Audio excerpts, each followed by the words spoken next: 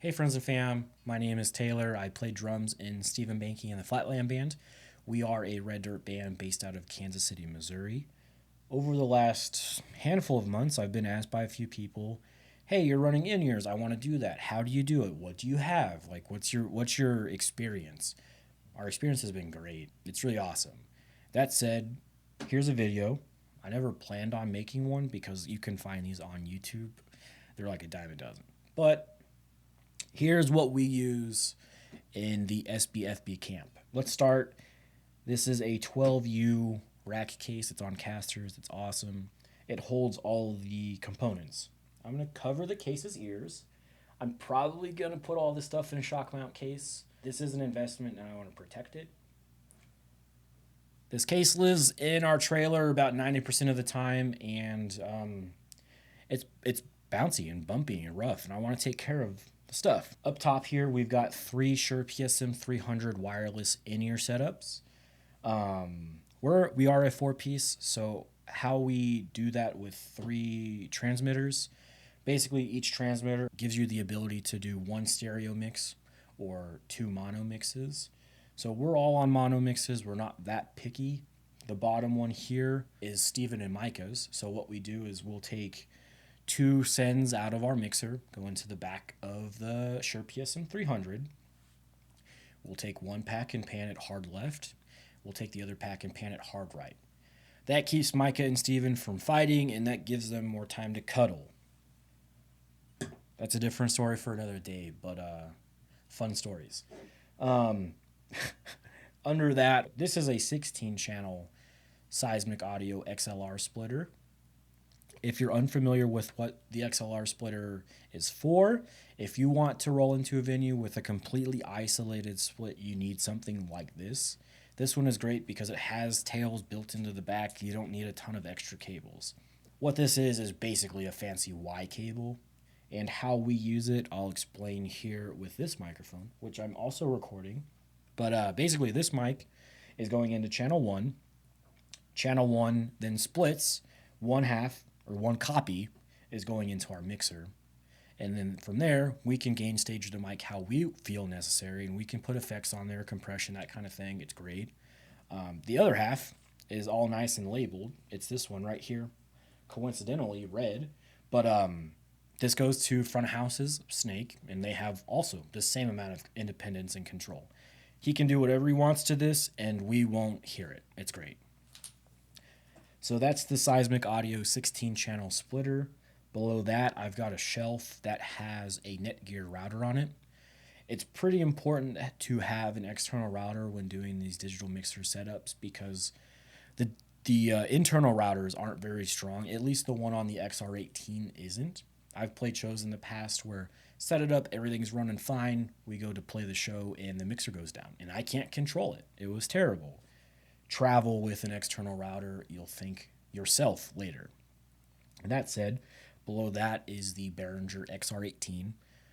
I understand a lot of bands will go be like, in-ears, I need the X32, but like everyone does that, and I think everybody does it because everybody does it. I don't think you absolutely need an X32 to do what we're doing or do what you want to do. This mixer gives you 16 channels. They're combo jacks, so this or like a line level DI for a guitar or whatever. And then 17 and 18 is a stereo pair. We use that primarily for break music, but that's about it. This mixer is great. It really, really is. It's about half the price of the X32. If you're a normal everyday band, I think this will work just fine for you. It gives us 6 mixes to work with. We're only using 4, and then again, it gives us 16 inputs to play with. I think we're using 10 right now. Below that is a Furman. It's an $80 power conditioner. There's nothing special about it. I would, just buy one and have it, because if you run into a situation where you're plugging into dirty power, it will blow the Furman before it blows your fancy equipment. We actually had that happen to us last year. It was kind of scary, but we think it was condensation built up in the Furman itself. But either way, the Furman blew up. The X32 at the time was fine. Below that is a drawer. I've got an extra router in there. I've got gaff tape and a couple other things, but Really, it's just for extra storage. Yeah, that's our in-ear rig, really. It's pretty simple. I'll do a cost breakdown in the description, as well as link all of these components down below. So you can either mirror this exactly, or you can do your own research a little bit more and then make your own decisions after that. One last thing that I want to touch on with the XR18 is it gives you the ability to multi-track it at the same time as, like running front of house or whatever. Like it's a separate output, basically. But that's what I've been doing this whole time. So the microphone is going into the splitter. Out of the splitter, it's going into the mixer, and out of the mixer, it's going into the computer. So that's how, you're able to record. I've done drum covers like this, and we also will record our live shows from time to time. We did it at Firewater Festival last year, and we recently recorded a promo video at Guitars and Cadillacs.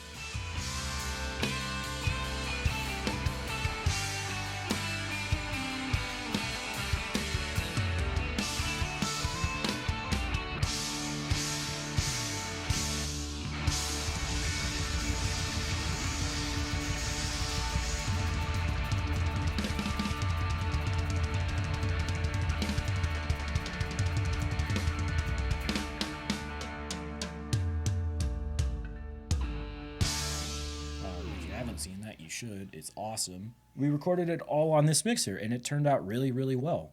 That is our in-ear rig for 2023. It's probably not going to change anytime soon, but it might, but it probably won't. I'm such a weirdo.